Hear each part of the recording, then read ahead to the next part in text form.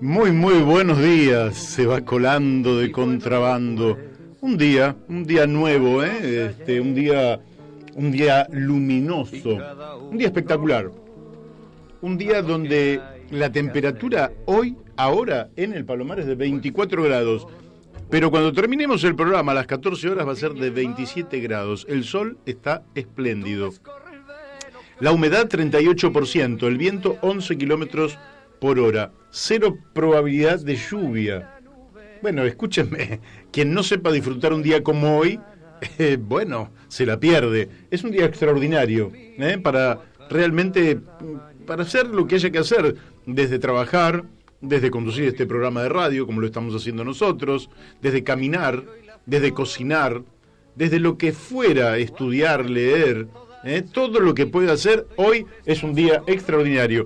Disfrútelo, se nos va colando este día de contrabando. Me encanta esta canción, porque a alguien le dice tú enciende el sol, y al otro le dice tú tiñe el mar, y tú descorre el velo que oscurece el cielo. Hoy han corrido el velo que oscurece el cielo, y tú ve a blanquear la espuma y la nube, la nieve y la lana, y tú conmigo a cantar la mañana. Preciosa canción, que deberíamos saber disfrutar, como tantas hermosísimas canciones que tenemos. Así que bienvenidos a La Brújula en la Luna, aquí por Radio La Luna, AM 1140. Buenos días, Daniel de Abrantes. Buenos días, Mario, y buenos días a nuestra fiel audiencia.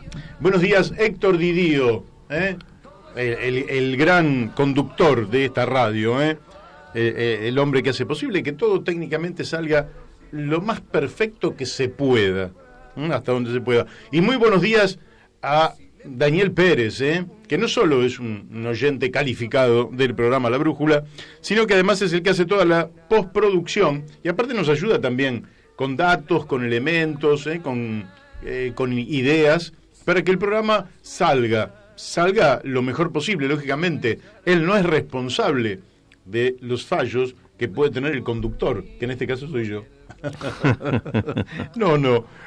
Y yo a todos nuestros oyentes les digo qué pacientes que son con nosotros, pero qué alegría de saber que hay una cantidad de oyentes que escuchan un programa lleno de palabras, lleno de contenido, lleno de reportajes. Hoy vamos a tener 4 reportajes, Ayer también tuvimos 4 reportajes, más la salida al aire de Mirta, que sintió que en la atmósfera de La Brújula había una suerte de decaimiento del optimismo, y ella nos trajo un gran optimismo, Y lógicamente que somos optimistas, y también, así como somos optimistas, somos conscientes de que hay que cuidar la naturaleza, porque de ella somos un fruto, en ella vivimos, y con ella nos desarrollaremos nosotros y las generaciones de niños, de jóvenes, de bebés, que están en este momento naciendo y que tienen todo un futuro por delante.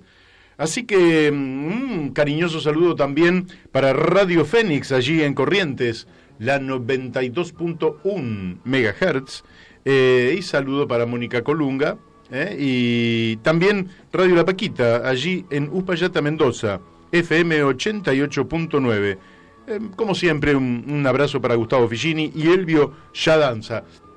Y si vos querés recuperar algunos de los reportajes que hemos hecho en los últimos tiempos, algunos de los tantísimos reportajes que hemos hecho en el último año, porque la semana próxima estamos cumpliendo nuestro primer año de vida, podés ir a La Brújula en la Luna. Vas a La Brújula en la Luna en YouTube. Y ahí seleccionás. Y como no nos hemos quedado quietos, a partir de la semana que viene vamos a tener 2 pequeños bloquecitos, uno dedicado a nuestros queridos jubilados. Para que los jubilados, nos hagan llegar las preguntas, llamando puede ser a la radio o mandándonos un WhatsApp. El WhatsApp podemos darlo.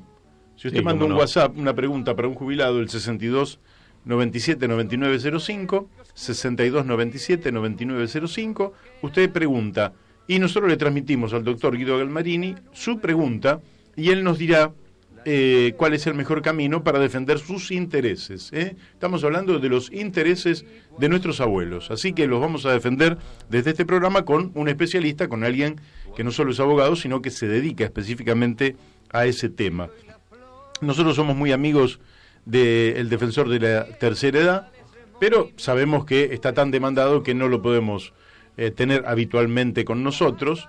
Entonces recurrimos a alguien que tiene esta predisposición de ánimo de poder colaborar con nuestros abuelos. Y también un tema que nos interesa mucho, que es la democracia participativa, a través de Patricio Ábalos, nuestro amigo y compañero Pato Ábalos. El martes que viene, que vamos a cumplir años, vamos a tener en esta mesa, no vamos a poder contar con la presencia de Daniel de Abrantes. Ahora nos vas a contar a dónde te vas. Bueno. Pero sí vamos a tener algunos invitados. No voy a dar los nombres pero vamos a tener algunos invitados y va a ser un día un poquito de festejo, Así que, Héctor, prepárate, Vamos a traer, no sé, algo sencillito, alguna factura traeremos, no sé, que podemos traer nosotros, y un termo de café para poder tomar acá un poco, pero, en fin, bueno, pero vamos a estar festejando nuestro primer año de vida aquí en la Luna. Luego, tenemos una solicitud, de enfermeras y enfermeros, que el viernes 27 de septiembre de 8 a 20 horas empiezan a hacer sonar la alarma en la Plaza del Congreso. Enfermería no se calla más, es la consigna.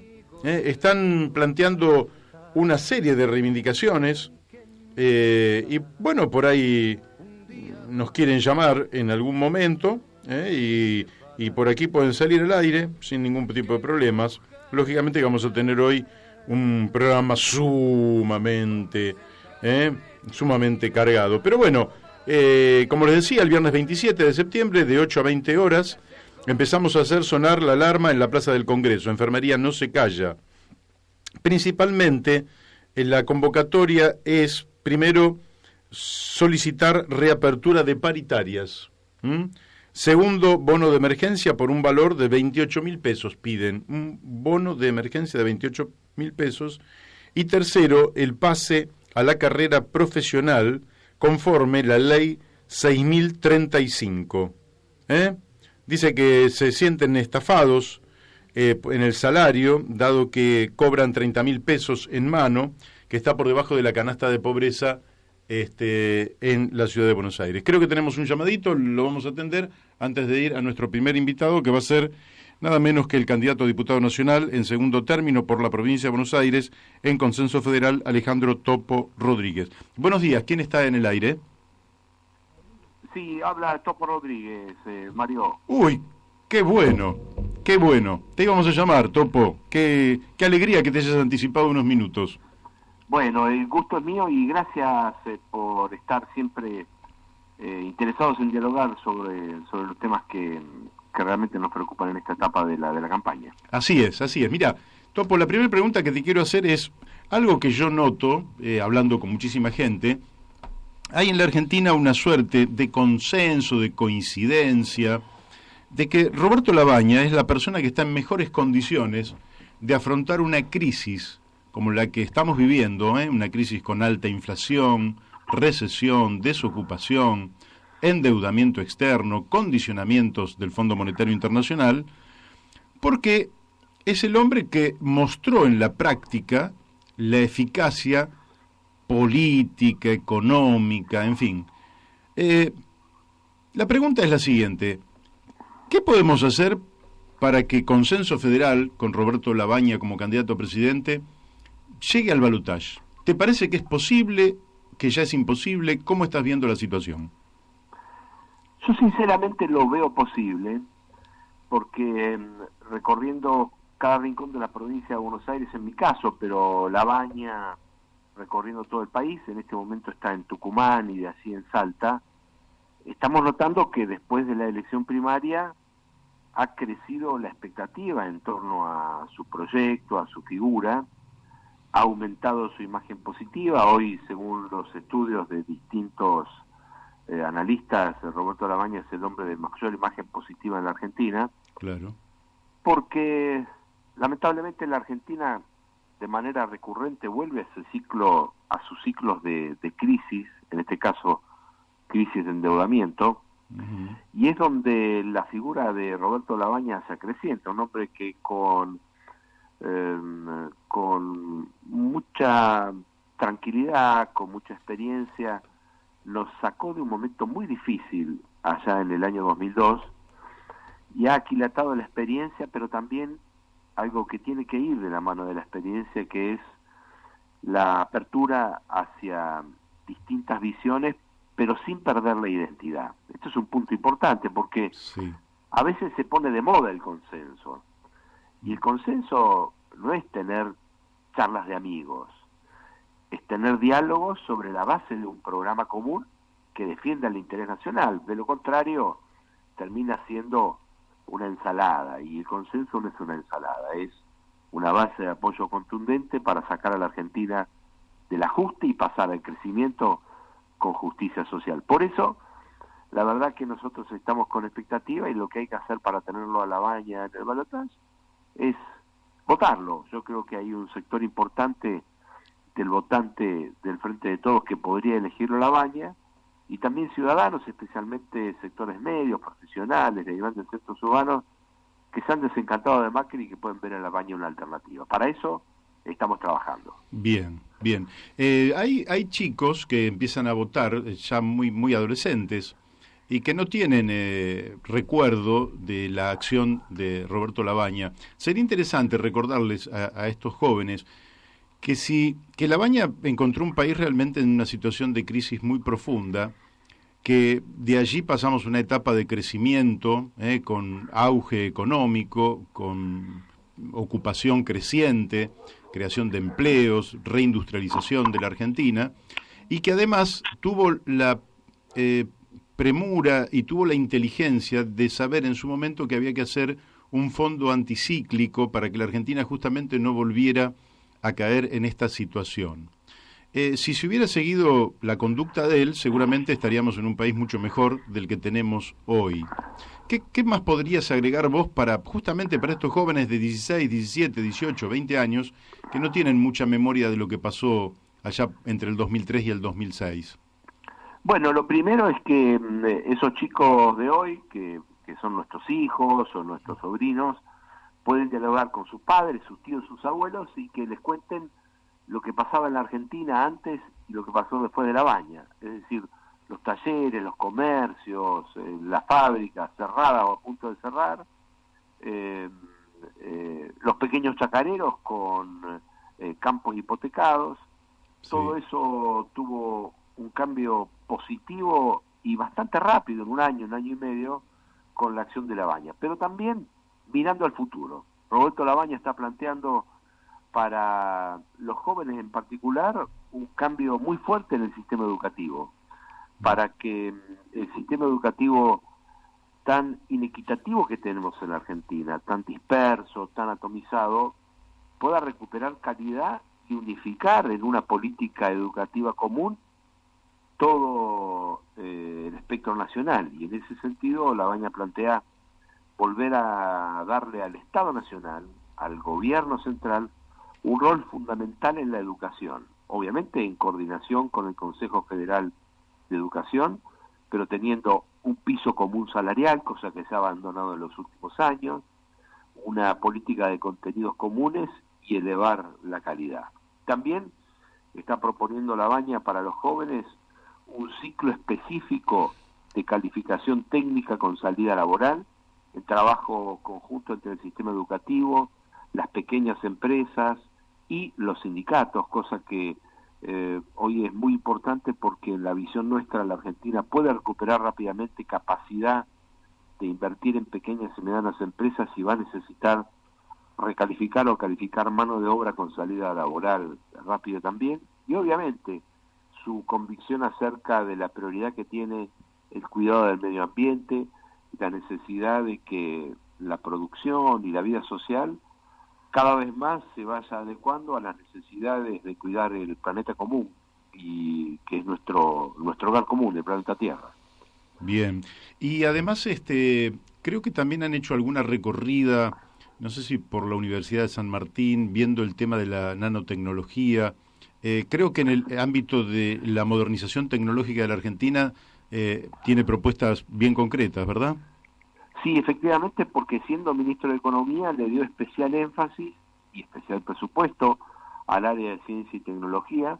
Efectivamente, Mario, cuando Roberto Labaña presentó su equipo para la provincia de Buenos Aires, con Eduardo Balibuca a la cabeza como candidato a gobernador, lo hizo en la Universidad Nacional de General San Martín, visitando un laboratorio donde investigadores jóvenes están trabajando en una serie de proyectos y diseños, algunos de los cuales tienen aplicación a la medicina, en particular el diseño de plantillas para personas con problemas de diabetes, que explican de manera muy sencilla la capacidad de generar innovación que tiene el talento joven en las universidades nacionales de la Argentina, y eso tiene que ser aprovechado en el marco de una política de desarrollo científico-tecnológico articulada con la producción y la industria. Hay que animarse a hablar de la recuperación de la industria. Esto no va en contra ni de la nueva economía del conocimiento, el diseño, la arquitectura,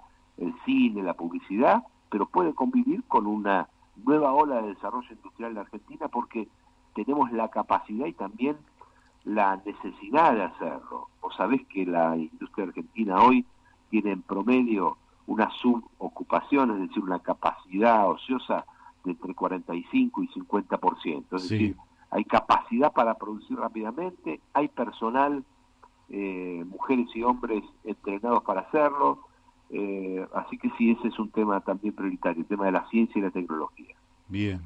Y digamos también que una de las grandes críticas que se hacen generalmente, en fin, por parte de algunos sectores, es que la Argentina está cerrada. Sin embargo, el crecimiento de las exportaciones en la época en que le tocó ser ministro, y aparte por su experiencia histórica, fue increciendo, pero eso no fue en detrimento del consumo interno, como algunos pretenden.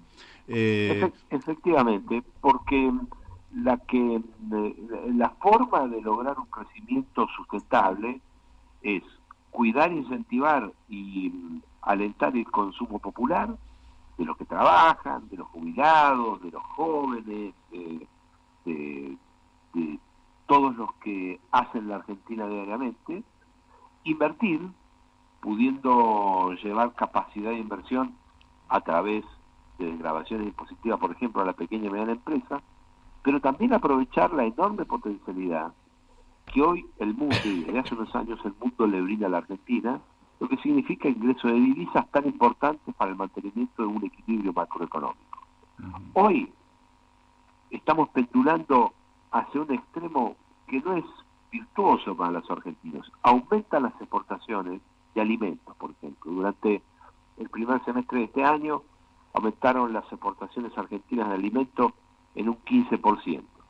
Y dentro de ellas aumentó el 48% la exportación de carne bovina. Pero el consumo interno está cada vez peor. Hoy se consume menos carne que en toda la historia argentina, desde que lleva registros de consumo interno de carnes el Instituto de Promoción de la Carne de Vacuna Argentina desde el año 1958. El gobierno de Macri es el que registra menor consumo de carne de vacuna, pero a su vez cayó el consumo de todas las carnes, de ave, de cerdo, además de la de vaca. Pero también, y una cosa que es grave, se consumen 35 litros de leche menos por habitante. Tremendo. Pasando de 217 litros en 2015 a 182 litros en este año. Entonces, ¿qué es lo que corresponde? Corresponde aprovechar al máximo las potencialidades del mercado internacional y tener un equilibrio pudiendo llegar a la mesa de todos los argentinos con alimentos de calidad y a precios justos. Y revertir una tendencia que es complicada de sostenerse en el tiempo. Este trimestre, agosto, septiembre y el mes que viene de octubre, está proyectado que se triplique la exportación argentina de porotos de soja. El 80-90% va a China. Sí. Es decir, que aumenta nuestra capacidad de exportar el grano de soja, el poroto de soja, sin ningún valor agregado en detrimento del aceite y de las harinas, cuando nosotros podríamos exportar alimentos, no solo producto primario. Todo eso forma parte de un programa de acción que tiene Roberto Labaña, con un espíritu además muy federal, porque es importante darle en la agenda pública la preeminencia que tiene reconstruir el sistema federal de la Argentina para que los esfuerzos de los próximos años tengan sentido en todo el país y no solo en los grandes centros urbanos. Así es. Vos, ahora vamos a mirar un poquitito qué pasaría si efectivamente vos vas a ser diputado nacional, eso lo damos por descartado, en una lista que van a entrar varios diputados. En caso de no llegar, digamos, Roberto, a un balotaje, porque también hay encuestas que indican que esto podría resolverse el propio 27 de octubre, ¿verdad? ¿Vos pensás que ese bloque legislativo que tendría consenso federal, dos preguntas. Una, ¿qué proyectos estarían impulsando inicialmente? Y si desde el punto de vista político sentís que el proyecto federal queda con futuro constituyendo un tercer espacio junto a los aliados, digamos, que con los cuales se ha constituido este espacio. Bueno, como vos bien decís, nosotros estamos trabajando para que La Baña llegue al balotaje. Obviamente puede pasar que eso no suceda y en cualquier caso La Baña seguirá siendo un hombre público, de actividad pública en la Argentina, que va a trabajar para defender su proyecto, sus ideas y también para proponer políticas, sea contribuyendo con una crítica constructiva o apoyando lo que haya que apoyar. En ese marco, obviamente todavía no está definido cómo es que se va a conformar nuestra fuerza en la legislatura nacional, pero sí hay temas que nosotros ya tenemos en la agenda. La cuestión federal, la cuestión de poder garantizarle a las pequeñas y medianas empresas que aquellas que reinviertan en equipamiento o bienes de capital sus utilidades puedan desgravar hasta el 100% de ganancias si es que contratan a su vez trabajadores. Ese muy bueno. Proyecto que nosotros vamos a defender. Todo lo que tiene que ver con favorecer, en mi caso estoy trabajando, todo lo que tiene que ver con favorecer a los pequeños y medianos productores de toda la Argentina, especialmente de las economías regionales, y cuando hablo de economías regionales también me refiero a algunas economías de distintas zonas de la provincia de Buenos Aires, no solo de otras provincias. Y el impulso a la ciencia y la tecnología, ese es un tema clave sobre el cual el programa de Roberto La Baña está trabajando y nosotros vamos a ser coherentes con ese programa.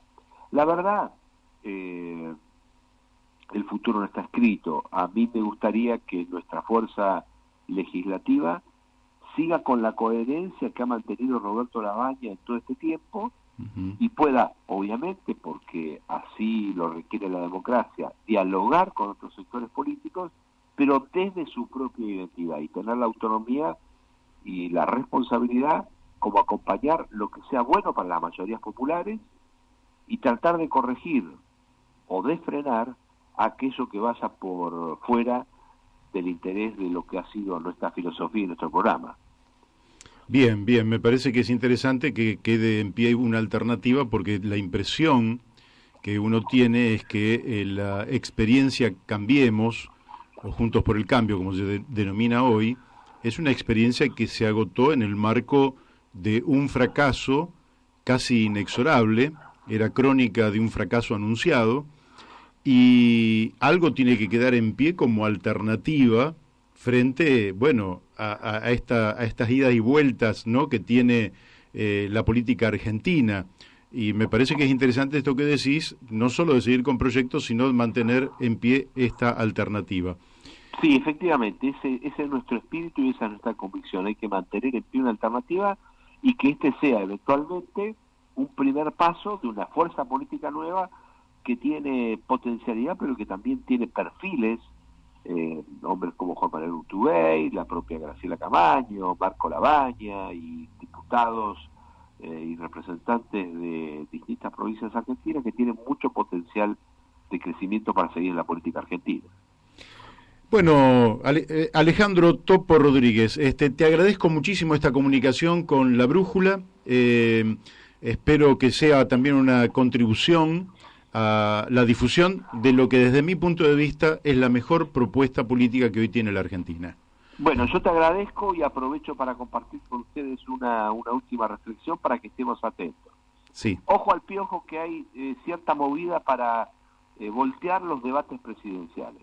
Estemos atentos porque hay entre algún sector del Frente de Todos y el silencio del gobierno cierta movida para que no haya debates presidenciales, con una excusa que la verdad se cae por su propio peso, que es que si hubiese muchos debates podría eso tener cierto impacto negativo en la economía. Es lo mismo que dijeron después de la elección cuando Macri perdió, Claro.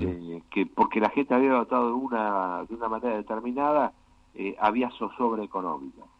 Estemos atentos y trabajemos desde cada uno de nuestros lugares para que nadie voltee el debate presidencial, que son los debates, el día 13 de octubre en Santa Fe, en la Universidad Nacional del Litoral, y el 20 de octubre en la Ciudad de Buenos Aires, en la Facultad de Derecho de la Universidad de Buenos Aires. Que además está en el marco de la ley.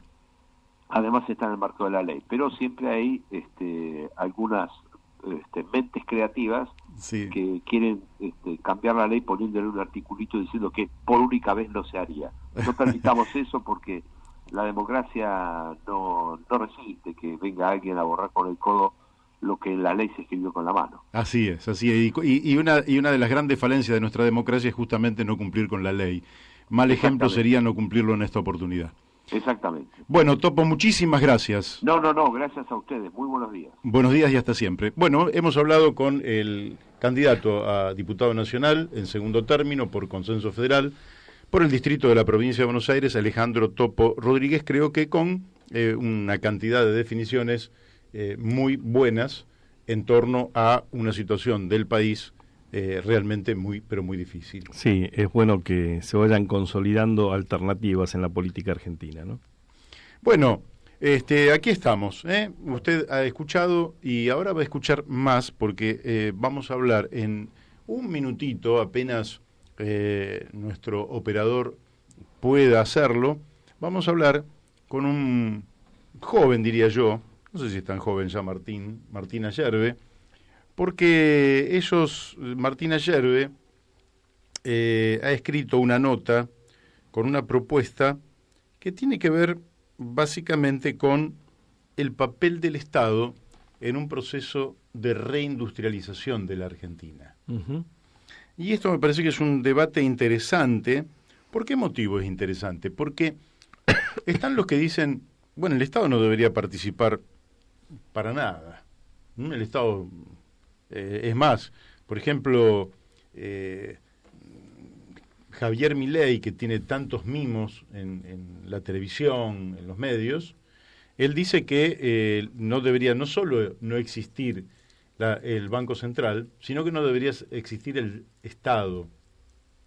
El Estado. Es decir, seríamos el único país en el planeta Tierra que no tendría Estado. Es tan absurdo lo que plantea que lógicamente nadie le da crédito a eso. Pero lo cierto es que lo plantea. Pero otros dicen, no, sí, Estado tiene que haber, pero no Estado empresario. Estado, no sé, porque el Estado es ineficiente. Vos decís, bueno, es ineficiente, perfecto. ¿Cuáles son las pruebas? No tienen ninguna prueba.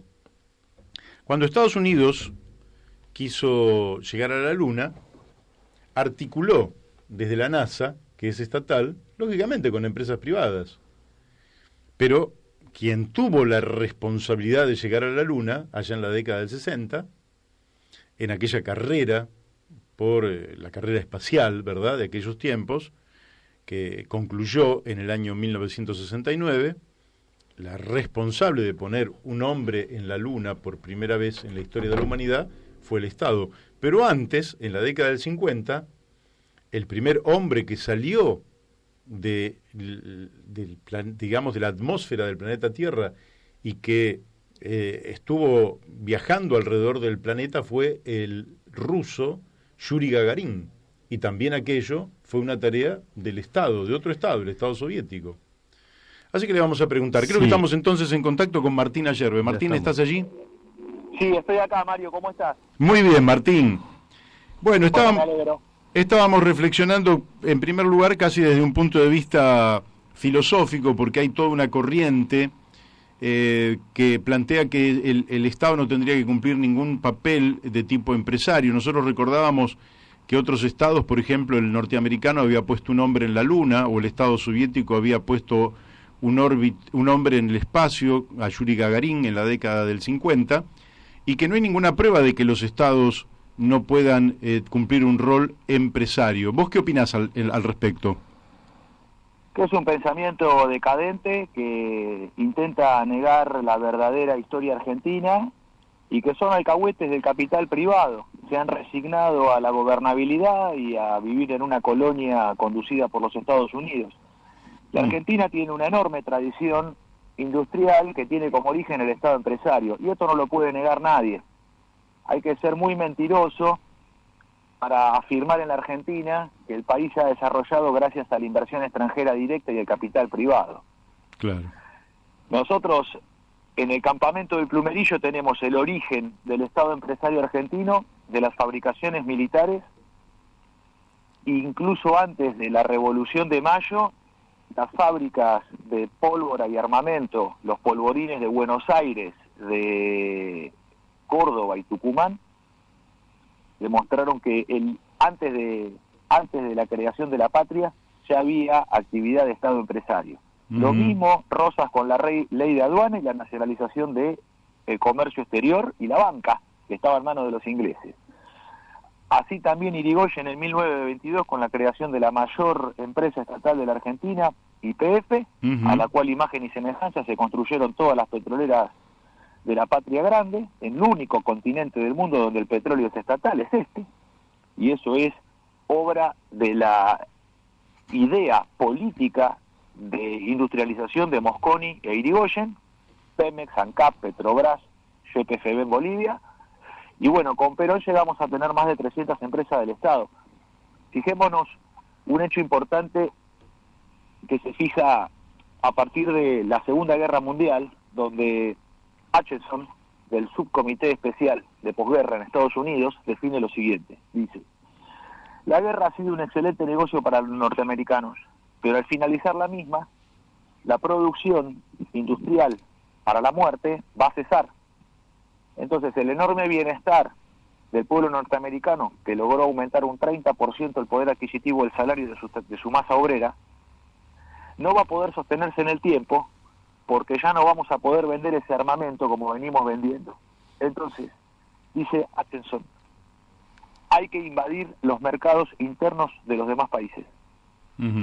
Entonces, la guerra expresada en el conflicto de la Primera y la Segunda Guerra Mundial, de manera abierta, se transforma en el conflicto imperialista por la lucha de los mercados internos de los países. Esa es la verdad histórica. Y Perón, cuando Farrell y Ramírez se preparan para negociar y alinearse bajo el bando vencedor conducido por los norteamericanos, Perón dice que no se rinde, que va a gobernar por los votos. Lo meten preso, el pueblo lo libera el 17 de octubre, y la respuesta geopolítica de Perón en el 46, a partir del 46, es crear el astillero Río Santiago el 22 de mayo del 48, crear Asomisa en el 46 con el plan siderúrgico de Savio, y en 1949 la Constitución Nacional, y en 1950 la Comisión Nacional de Energía Atómica. Esa es la respuesta geopolítica del Estado empresario argentino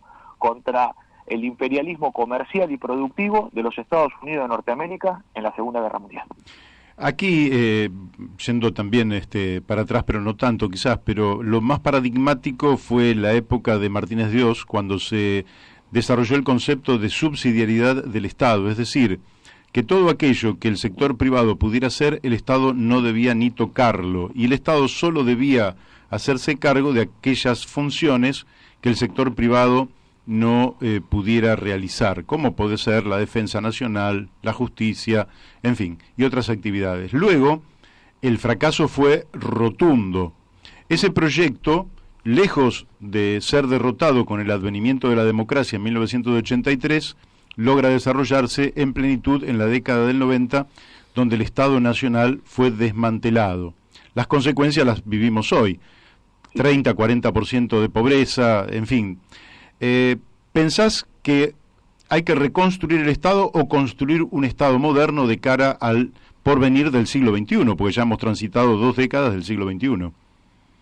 Hay que partir de las bases que los argentinos tenemos, porque nosotros tenemos un nivel de excelencia en la fabricación de las cosas más difíciles para hacer en el mundo, que esto es armamento de la OTAN, componentes nucleares y cohetería industria aeroespacial equivalente con la NASA. Nosotros tenemos la construcción de un T-42 Santísima Trinidad, un buque destructor bajo licencia de astilleros Pickers de Inglaterra, y 6 corbetas misilísticas bajo licencia de Blaman Bosch de Alemania.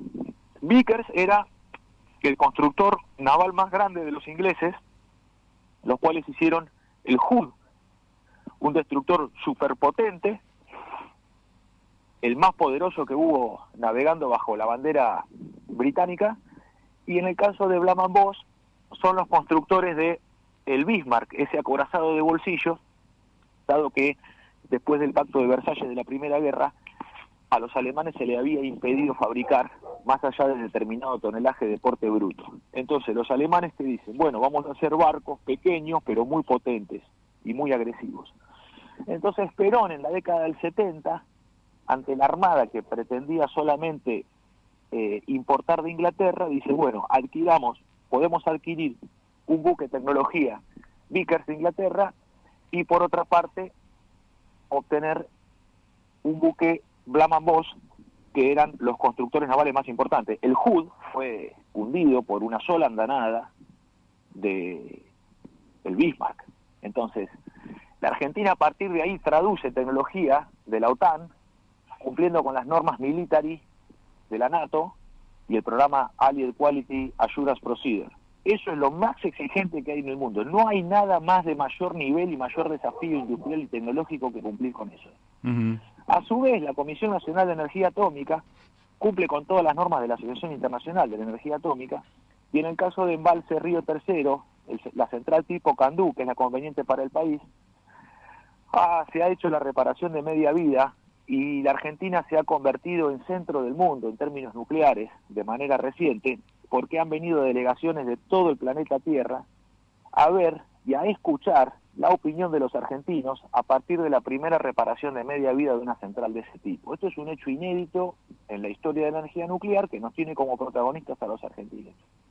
En el caso de la industria aeroespacial, que es el tercer elemento de alta complejidad, tenemos el caso de el misil Cóndor, el cual fue entregado también en la década del 90. Así es. Que viajaba con rumbo al puerto de Palos, pero en el medio del Atlántico Sur cambió su rumbo y desembarcó en los Estados Unidos de Norteamérica.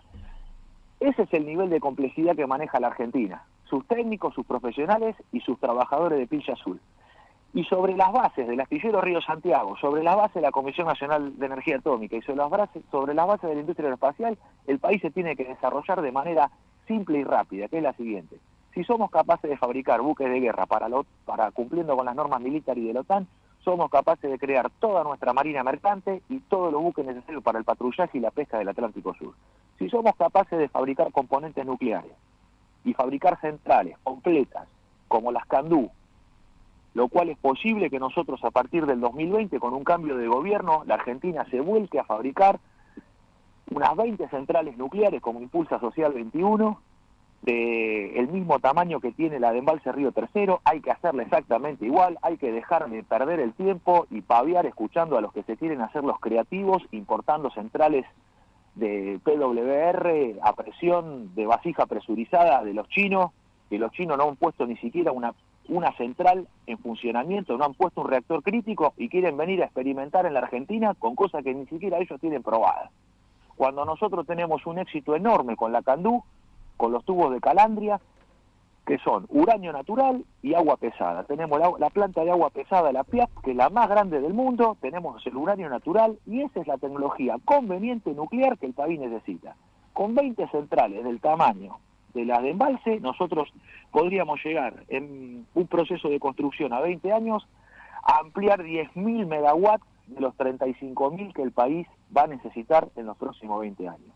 Y con respecto a la cohetería, a través de los vectores tronador que se desarrollan desde la Universidad Nacional de La Plata y el INVAP, volver a recuperar un cohete de combustible sólido como de combustible líquido también, ya sea para elevar nuestros satélites como también para tener un vector de defensa nacional como fue el Cóndor, capaz de ser disparado del continente e impactar en Malvinas, sin necesidad de transporte en barco y sin necesidad de ser disparado desde un avión. Entonces, ¿cuál es el plano aeroespacial que le falta al país? Ya tenemos el satélite. Lo que hay que hacer es fabricar celulares, porque lo que falta es industria masiva, porque esa industria masiva es la que le da trabajo a la gente sencilla, común y ordinaria como somos nosotros. Muy pocos trabajan en el INVAP desarrollando satélites. Ahora, en una fábrica de teléfonos celulares, que es lo que se necesita en el país, hay miles de puestos de trabajo para abastecer una demanda de 40 millones de habitantes. Escúchame, ¿vos sentís que existe este proyecto en la órbita de alguna de las fuerzas políticas que concurren a la elección del 27 de octubre? Nosotros, como Social 21, somos parte del Frente de Todos. Nos presentamos con listas propias dentro de las pasos del Frente de Todos, y la Junta Electoral, que depende de los intendentes del conurbano, nos bajó todas las listas. Pero sin embargo seguimos perteneciendo al Frente de Todos a pesar de la decisión de los intendentes del conurbano. Estos proyectos son impulsados por nosotros. Los demás quizás se dedican a otros temas o no lo sabemos porque no hablan de estos temas. Entonces es difícil adivinar qué es lo que tienen pensado hacer. Lo que sí está claro es que los cuadros nuestros, tanto en el astillero Río Santiago como en la Comisión Nacional de Energía Atómica, están impulsando esta línea. Y de hecho, hay una excelente recepción en las distintas reuniones que hemos tenido con los equipos de Axel Kicillof, con los equipos de Alberto Fernández y con otros sectores políticos también, sobre el concepto que acabamos de desarrollar sobre el desarrollo nuclear con tecnología CANDU, que esto es CANDU, es Canadian Deuterio, el deuterio es el agua pesada, que son 2 moléculas de H2O, y uranio natural, en tubos de calandria, son centrales de muy simple construcción, muy simples para lo que tiene que ver con lo nuclear, por supuesto. No es que sea fácil, pero para los argentinos, algo que para otros países es terriblemente complejo e inabarcable, para los argentinos es algo que se puede hacer sin dificultad, nacionalizando el 100% de la central, porque los proveedores argentinos son capaces en este momento de abastecer de todos los componentes que se necesita para la CANDU. Con respecto a la Marina Mercante, vos sabés, Mario, que nosotros, Transporte por Agua con Reserva de Carga, Fondo de Desarrollo de Industria Naval y el proyecto para crear una empresa de líneas multimodales argentina, hace muchos años que venimos impulsándolo, y que nosotros observamos que, más allá del encuadramiento ideológico de las próximas autoridades argentinas, con los cuales podemos o no coincidir, el esfuerzo de gobierno que va a haber que hacer para sacar a la Argentina de la situación, quizás permita que se tomen medidas inesperadas. Entonces, no lo planteamos en términos exclusivamente de la esperanza que tenemos de que la Argentina levante, sino de que va a ser, el descalabro es tan grande, la ausencia de dólares para financiar la balanza comercial va a estar a la orden de los primeros problemas a resolver. Entonces, los 7.000 millones de dólares que se pagan de flete marítimo pueden ser llevados a cero de quebranto en la balanza comercial, volviendo a recuperar la reserva de carga como impulsamos nosotros. ¿Cuántos años llevaría la fabricación de estos barcos que permitirían reemplazar el flete extranjero por un flete nacional? Bueno, nosotros el Plan Naval Argentino lo hemos calculado a 35 años porque no se puede andar prometiendo cosas que no se pueden hacer en velocidades que no son las adecuadas. Nosotros no podemos decir que en 5 años, en 10 años vamos a reconstruir la Marina Mercante, no. Es un ciclo de 35 años, que es el ciclo de vida de un trabajador en la empresa, y que está por encima de lo que exigen las normas internacionales de la Organización Marítima Internacional con respecto a la vida a la vida útil de los buques navegando. Entonces, 35 años sería lo correcto, y el plano de financiación, grabando un 2% todos los fletes internacionales, que nos daría un ingreso constante fiscal de 140 millones de dólares, a nosotros nos permitiría estar pudiendo financiar cerca de 10 buques por año en astilleros argentinos, con un fondeo genuino, sin sacarle recursos a otro renglón del Estado Nacional, sino que al revés. Claro. ¿Y con cuántos puestos de trabajo crearía eso? Y la industria naval nos daría unos 150.000 puestos de trabajo para siempre, porque el ciclo, cuando se termina de fabricar el último buque, el primero que se fabricó pasa a ser chatarra y se lo reemplaza por una unidad a 0 kilómetros. Entonces, eso genera un ciclo constante, permanente en el tiempo, de 150.000 puestos de trabajo para siempre. En el caso de las centrales nucleares, nosotros tenemos dos cuestiones. Uno, que tiene que ver con el lograr la soberanía energética del país. Las caídas de agua, las centrales hidroeléctricas tienen un límite. Uno puede levantar la cota de agua, pero tiene que inundar grandes extensiones de terreno. Entonces, no es infinita la hidráulica, tiene un límite. La eólica y la solar no son de potencia ni son de disponibilidad, porque si no hay sol o no hay viento, no pueden entregar la misma potencia constante.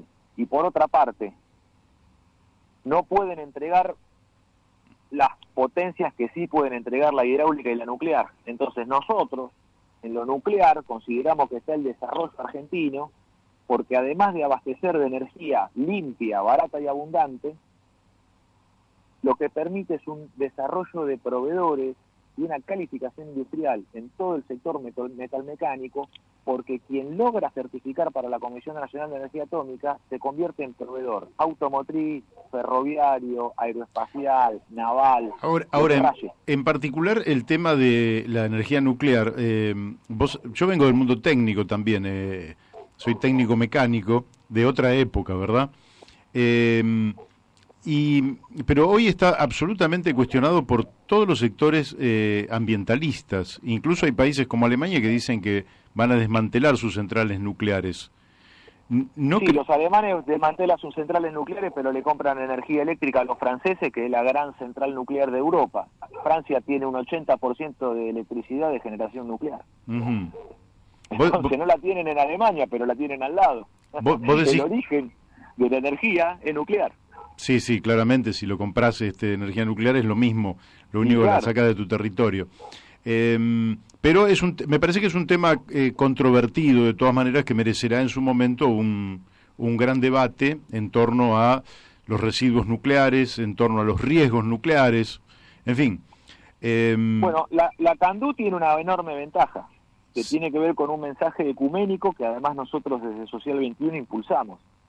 A ver. La CANDU es capaz de reciclar armamento nuclear, porque aquel armamento que los países del norte, Estados Unidos, Europa, han desarrollado, ese armamento, las centrales tipo CANDU pueden reabsorberlo como combustible y utilizarlo para producir energía eléctrica. Entonces, el futuro desarme nuclear de la humanidad, que nosotros creemos que debe la humanidad marchar hacia eso. Sí, claramente.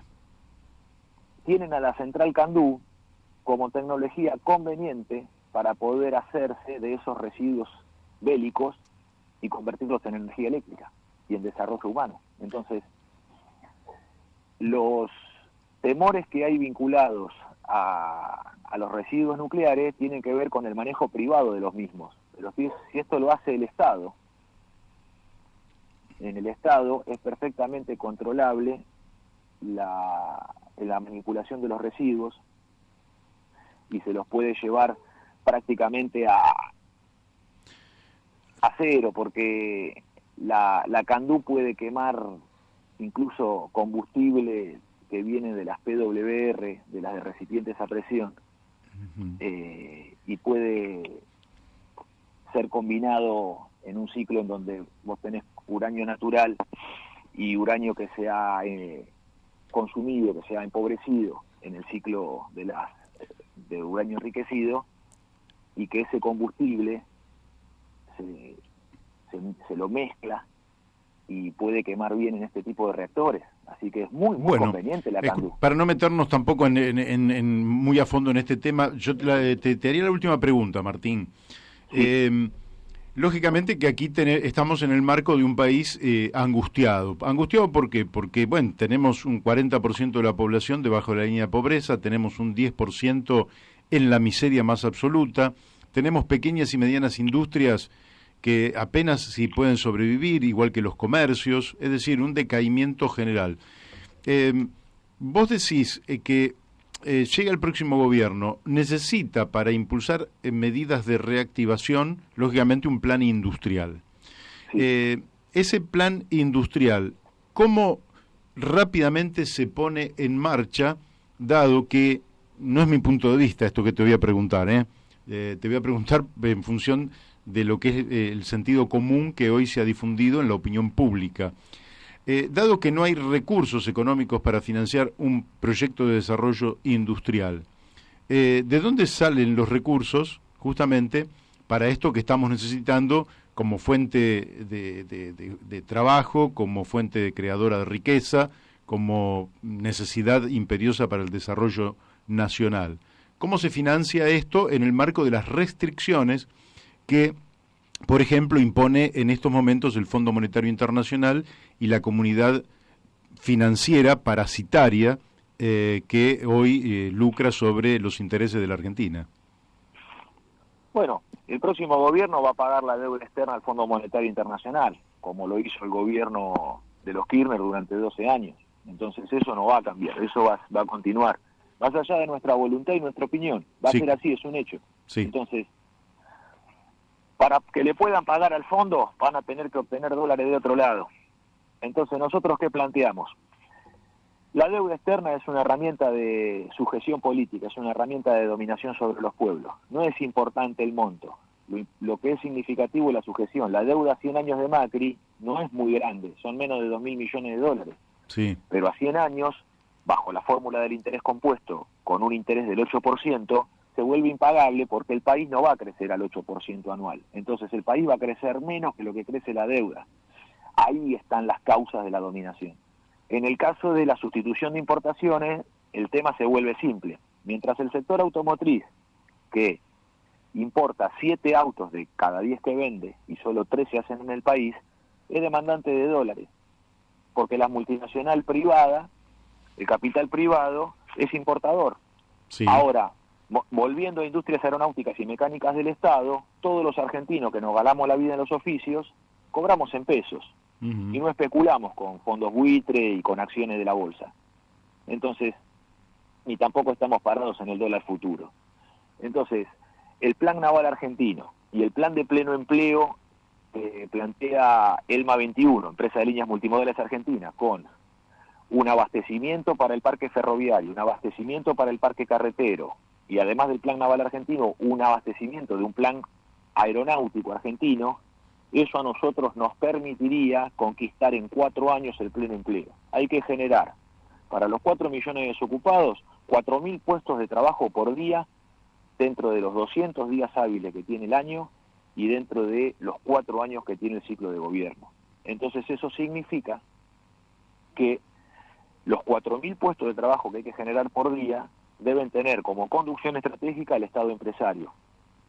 Y la pyme argentina tiene que ser la galaxia que orbita alrededor del Sol, que es el Estado empresario, que es el que tiene el factor de escala para financiar las grandes obras, conducir los procesos desde la certificación de calidad, transferir tecnología a la pyme. La pyme argentina es muy chica, pero bajo la órbita del Estado empresario puede jugar internacionalmente. Voy a poner un simple ejemplo. Nodulfer de Berisso es una fundición que nunca llegó a tener más de 100 trabajadores en sus filas.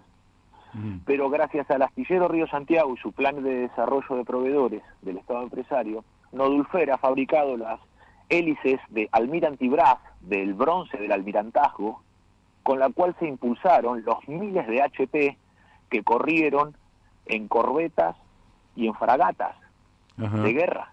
Entonces, jamás Nobelfer de Berisso se va a desarrollar bajo la conducción de la multinacional extranjera.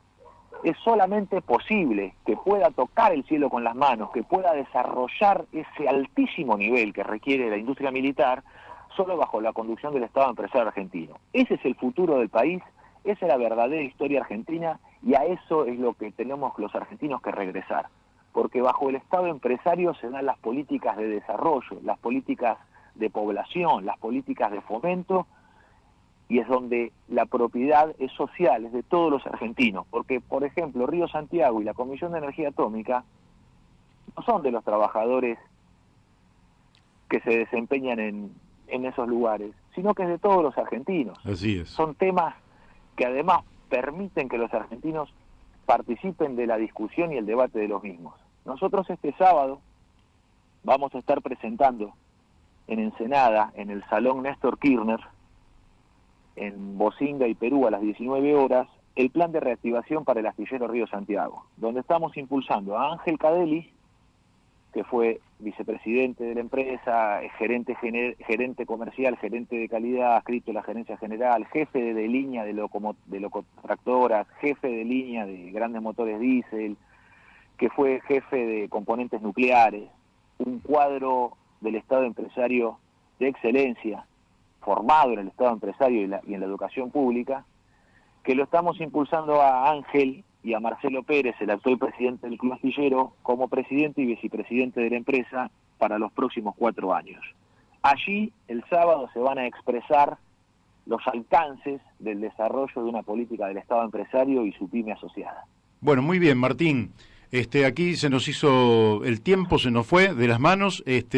La verdad que te felicito, lo has expresado con mucha claridad y creo que efectivamente es necesario abrir un debate sobre este tema, porque prácticamente el neoliberalismo aplacó cualquier discusión de esta naturaleza, básicamente haciendo de la Argentina una factoría dependiente, no una verdadera neocolonia. Así que, Martín, te agradezco muchísimo y ojalá el sábado sea muy exitosa la presentación de este plan. Si yo puedo, voy a estar allí y sin prometerte nada, me haré presente. Mario, nos encantaría que estés presente, vamos a hacer una conferencia de prensa además, y sería un honor que estuvieras presente. Seguimos teniendo el mismo cariño de siempre por vos y por los compañeros socialistas auténticos, que son socialistas verdaderamente nacionales, comprometidos con la patria y con el pueblo trabajador.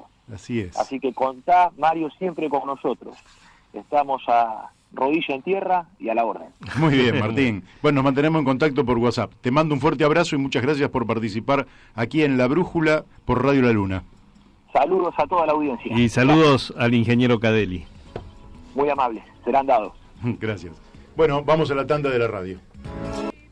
Estamos aquí en La Brújula y creo que ya estamos por contactarnos con nuestro amigo Miguel Ponce, que preside la Comisión de Economía de la Unión Cívica Radical.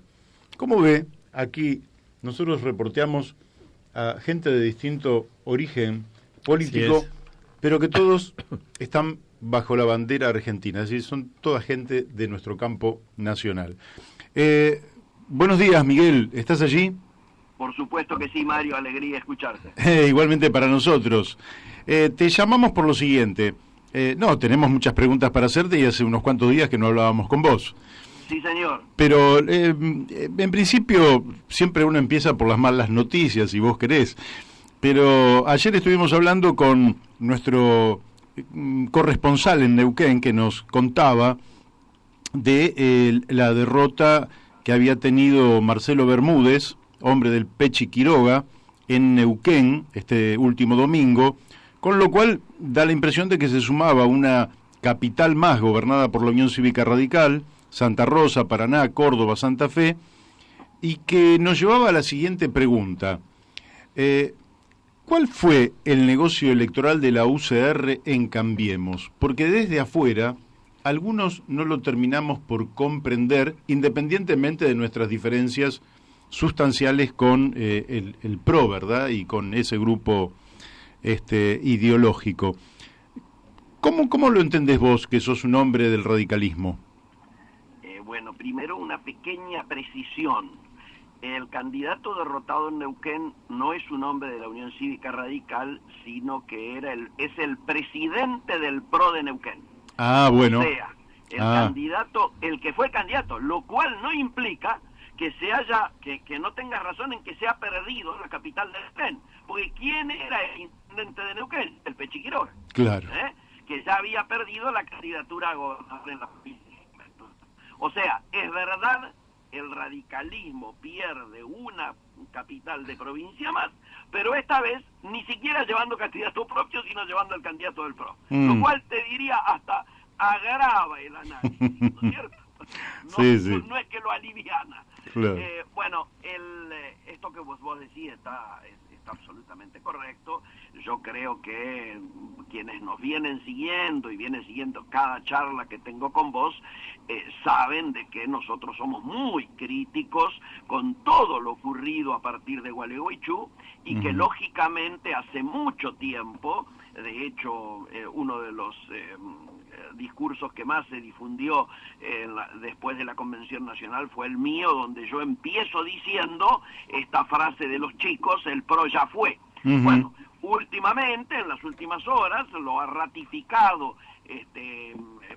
Casela con un artículo que en Clarín explicaba explícitamente UCR PRO, una sociedad finalizada o algo por el estilo, era el título, no me acuerdo. Sí. Y ratificado en las últimas horas por el presidente de la Convención Nacional, que explícitamente llama a los radicales a no votar a Mauricio Macri. Es decir, los pasos se vienen dando de manera tal de que todo indicaría que el día 6 de diciembre o el 13 de diciembre, cuando finalmente se realice el plenario del Comité Nacional para elegir a la nueva conducción, este humor se verá reflejado. Nosotros venimos trabajando y recorriendo el país, viendo todo lo que está ocurriendo y las opiniones de la dirigencia del interior del país, y lógicamente crece los niveles de bronca y las necesidades de cambio, de recuperación de identidades y sobre todo de poder tomar una política autónoma de lo que ha sido hasta el momento Cambiemos o como lo quieras llamar. Nosotros estamos muy en claro de que tenemos que tener un cuidado muy particular en estos momentos, ser muy prudentes. ¿Por qué? Porque así como el peronismo tiene expresiones de esa tendencia en cada uno de los tres principales frentes, nosotros también, el radicalismo tiene participación en las listas de los tres principales espacios hoy políticos de la Argentina. Hay gente que va con la fórmula Fernández, hay gente que va con la fórmula Labaña-Urtubey, y hay gente nuestra que por supuesto ha seguido con la conducción oficial del partido, es decir, la fórmula Macri-Pichetto. Tenemos candidaturas en los tres, gente que inclusive va a trabajar o trabaja ya en consonancia nuestra, con consonancia con el Movimiento Nacional por la Democracia Social, y las contamos en los tres espacios, porque lógicamente esta falta de identidad y de una conducción única y una estrategia nacional que nos, contemple y contenga a todos, ha generado esta diáspora, ¿no es cierto?, donde vos encontrás radicales dentro de estos tres espacios y aún por fuera de ellos. Quiero decirte, claro, en algunas provincias tenemos agrupaciones que van por fuera de todos estos espacios de manera independiente. Así es. Sí, prácticamente me sacaste alguna de las preguntas que te iba a hacer, pero la impresión que tenemos desde afuera es que y esto lo veníamos diciendo desde antes de que se conformaran las listas, es que el radicalismo que en 2007 había impulsado la candidatura de Roberto Labaña, sí, debía ser una parte constitutiva de ese centro progresista, como se llama el mismo Labaña, y que debería de haber sido uno de los grandes impulsores de ese espacio, y sin embargo vos decís están allí presentes, pero no han tomado el relieve que por ejemplo sí tienen los candidatos peronistas, que desde las tres primeras fórmulas 5 candidatos son peronistas. lógicamente. Bueno, vos conocerás Sí, alguna de las sí. experiencias que hubo en lo que fue el lamentable proceso de las PASO, donde en muchos de los distritos, incluidos la ciudad de Buenos Aires, bueno, el lápiz rojo y el dueño de la lapicera fue el que terminó definiendo, impidiendo, ¿no es cierto?, que la gente, los propios simpatizantes, fueran quienes eligieran sus mejores candidatos. Esto a nivel distrito, esto a nivel de las listas de senadores, de las listas de diputados, y también en las listas que se conformaron para las candidaturas presidenciales. No, de hecho, ninguna PASO resolvió una de las fórmulas presidenciales. Sí. En muchos lugares las PASO ni siquiera resolvieron los primeros lugares de las listas más importantes. Yo creo que esto nos obliga a que replanteemos este asunto, que nosotros hemos hecho una petición a la Corte para que aclare si el espíritu del legislador es respetado, ¿no es cierto?, en su esencia, o claramente ha habido una distorsión donde le da la razón a tantos de los que se quejan de los costos de pasos que no terminaron sirviendo para nada. Así es. Evidentemente, conforme lo que ocurrió el 11 de agosto, donde ocurrieron las elecciones PASO, Alberto Fernández se transforma en la figura más expectable como para ser presidente de la nación. Independientemente de lo que nos guste o no nos guste, es la realidad. Ayer creo que fue en el restaurante La Lin que lo vemos a Alberto Fernández, detrás una bandera de la Unión Cívica Radical, alfonsinistas con Alberto Fernández, y allí estaba Leopoldo Moró, Leandro Santoro, Sergio Palazzo, bueno, también el candidato a jefe de gobierno de esa ciudad, Matías Lamen, Gisela Marciota. ¿Cómo ves ese espacio? Mira, he recibido muchos llamados desde primera hora de hoy por esta frase que apareció como título, ¿no es cierto?, de la noticia, que es Alberto Fernández diciendo: yo soy producto, un producto de Raúl Alfonsín. ¿Vos viste? Sí, bueno, sí. Y algunos pensaron que uno tenía que estar ofendido o malquistado por esta definición. Y yo siempre cuento mi situación personal. Yo también soy producto, y muchos de mi generación somos producto de la existencia y el desarrollo y el rol político histórico que jugó Raúl Alfonsín. Ya te diría, no solo a nivel país, sino en nuestras vidas. Yo digo que en el momento en que yo me acerqué a la política, ser joven y ser radical era casi una contradicción. Digo, si no hubiera surgido una figura, o yo no me hubiera enterado que estaba surgiendo en la provincia de Buenos Aires una figura como Raúl Alfonsín, seguramente yo hubiera terminado en la guerrilla o en la lucha armada y hoy no estaríamos conversando.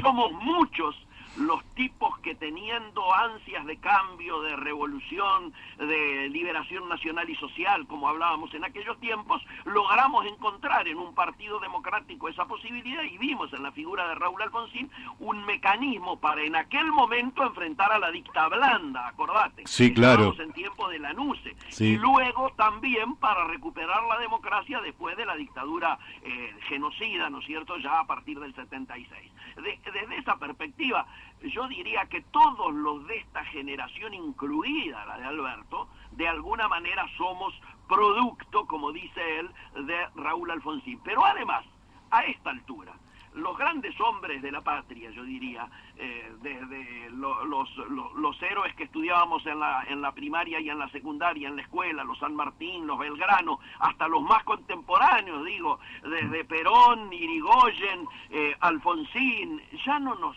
pertenecen a las parcialidades. Si yo hoy te decía que hay expresiones peronistas en todos los espacios importantes que compiten electoralmente, pero también hay expresiones radicales en todos estos espacios, es porque evidentemente ya Alfonsín no nos pertenece sectorialmente, sino que le pertenece al pueblo. Entonces a mí me alegra que cualquier candidato a presidente, a gobernador, a legislador, se refleje y se sienta interpretado e interpelado por la figura de Raúl Alfonsín. Lo que sí, asumir este hecho también genera obligaciones. y genera obligaciones de tipo ético, de tipo moral y de tipo principista. No se puede estar con la derecha, no se puede claudicar ante los poderes establecidos, ante los poderes concentrados, no se puede entrar en situaciones de corrupción si vos te estás inspirando y te sentís parte de el legado de Raúl Alfonsín. Desde esa perspectiva lo tomo positivamente este hecho. Bien, bien. Ahora, el gobierno venidero, que necesariamente va a ser un gobierno, no sé si de unidad nacional, porque a veces la palabra suena grande, pero sí que va a tener que ampliar las propias bases de sustentación de un gobierno que puede surgir con un enorme caudal electoral, con buena apoyatura en las cámaras, pero que evidentemente para afrontar una situación sumamente delicada, porque el gobierno Macri va a dejar una situación que, bueno, después si querés podemos hablar si nos da el tiempo. Pero lo cierto es que anoche, en su columna editorial, el periodista Carlos Pañi dijo que Alberto Fernández está pensando en ofrecerle un ministerio a Ricardo Alfonsín. ¿Qué sabes de esto? ¿Qué nos puedes decir? Yo no tengo ningún tipo de noticia al respecto. No me extrañaría que haya algún tipo de oferta para, como vos bien decís, ampliar la base de sustentación.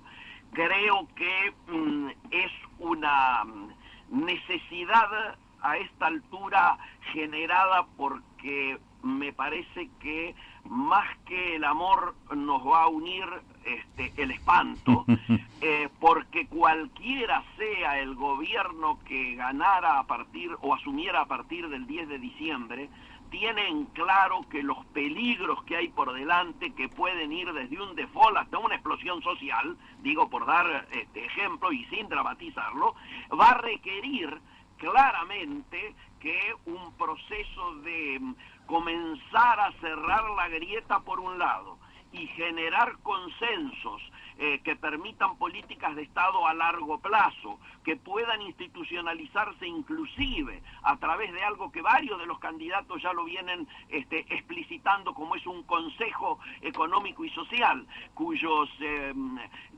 proyectos duermen en el Parlamento desde los tiempos en que el primero de ellos lo presentó el senador Lozada, que ya está muerto, luego lo tomó Federico Storani, lo han tomado Giustiniani, lo han tomado varios legisladores a lo largo del tiempo, que puede institucionalizarse por ley, ¿no es cierto?, del Congreso, claro, un Consejo Económico y Social.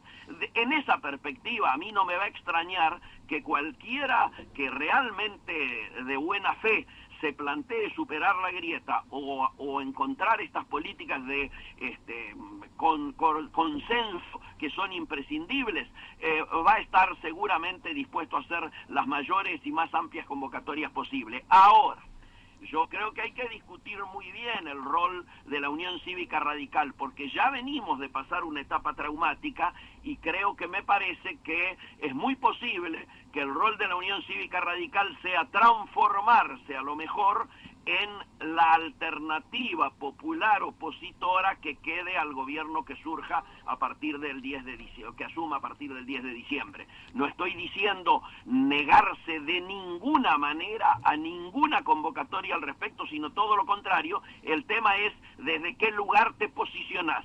Si te posicionás sumándote e integrándote del estilo de lo que se hizo con el PRO, yo reconozco que estoy en desacuerdo. Si en cambio sos la alternativa responsable y que ocupás el rol que la gente te coloque en las elecciones y juegues ese rol, me parece que esto es lo responsable para los tiempos que vienen. Bien, vos sabés que lo hablábamos con el Topo Rodríguez, porque también le preguntábamos y... Por Lavalle, claro. Claro, porque ¿cómo va a quedar eso? Si va a quedar, va a permanecer en el tiempo y va a quedar como alternativa. Yo creo que efectivamente, ojalá que sea muy bueno el gobierno de Alberto Fernández, pero todo gobierno democrático necesita que exista una alternativa. La impresión que tengo es que el PRO no queda como alternativa porque realmente va a entregar un país en condiciones muy lamentables. Por supuesto. Entonces habrá que construir esa alternativa y eso va a requerir una gran unidad y lógicamente entiendo que las grandes corrientes político-culturales de la Argentina tendrán que concurrir en algún sentido a construir esa alternativa. Te quiero preguntar, nos quedan poquitos minutos, pero sí te quiero preguntar, acá pongamos por caso que gana el 27 de octubre, el 28 hace una convocatoria y vamos a suponer que hubiera un acuerdo y que hay una predisposición del ánimo colectivo en acordar, digamos, ¿no? Sí. Tarifas, salarios, precios, no, en fin, todo lo que haya que acordar. Ahora, en cualquier caso, hay que pensar en que eso sirve para el corto plazo. En el mediano plazo, vos tenés que encender los motores de la economía para que este país salga del horrible estancamiento con inflación y deuda en el que estamos. ¿Cuáles son los motores que vos entendés habrá que encender rápidamente para poder salir de esta situación? Bueno, vos estás poniendo claramente el acento en lo que venimos hablando de lo que debiera ser el Consejo Económico y Social con una mirada a largo plazo. Aquí hay dos tiempos, Mario, que yo estoy viendo en este sentido. Un primer tiempo, el de la transición, hasta el momento del cambio de gobierno. Vos bien decís, el 27 son las elecciones, el 28 hay que hacer una convocatoria. Pero claro, hay que aguantar hasta el día 10 de diciembre que es el cambio presidencial. En ese tiempo hay que tratar de evitar que se produzcan las espiralizaciones, el peligro de espiralización que tiene nuestra economía y por lo tanto nuestra situación económico y social, para que el peso de la carga no siga recayendo en los eslabones más débiles de nuestra sociedad. Bien. Quiero decir, tenemos que adscribirnos apasionadamente a la ley de reducción de daños y esto es lo que hay que acordar de aquí al 10 de diciembre. Un segundo tiempo, sin duda, que a lo mejor hasta lo puede empezar a tratar el mismo Consejo Económico y Social, es el de las grandes políticas de Estado que deben ser respetadas y que por supuesto van a requerir más que un periodo presidencial, Y en este sentido sí me parece importante lo que vos decís. Obviamente el primer elemento es lograr una profunda reforma tributaria que ponga las cargas sobre aquellos que tienen mayor capacidad adquisitiva. Fundamentalmente, un impuesto directamente a la propiedad, ¿no es cierto?, no a las ganancias, que a su vez implique poder levantar la tremenda presión impositiva que hoy tiene el trabajo, el empleo, las pymes, el salario, ¿no es cierto?, y el consumo. Esta ecuación, me parece, en una mirada de mediano y largo, tiene que estar de manera indiscutida. Y el segundo es lograr sentarse todos los sectores con esta mirada de unidad nacional a la que vos hacías referencia, para lograr replantear frente al Fondo Monetario Internacional cómo vamos a tratar este tema del endeudamiento. Es decir, conseguir tiempo y la posibilidad de un programa de crecimiento, porque sin crecimiento no existe la posibilidad alguna, no solo de desarrollar un proceso democrático que se consolide con grados de equidad crecientes, sino ni siquiera también generar los dólares genuinos, el saldo positivo de balanza comercial que permita comenzar a salir del brutal endeudamiento en el que nos encontramos en estos momentos.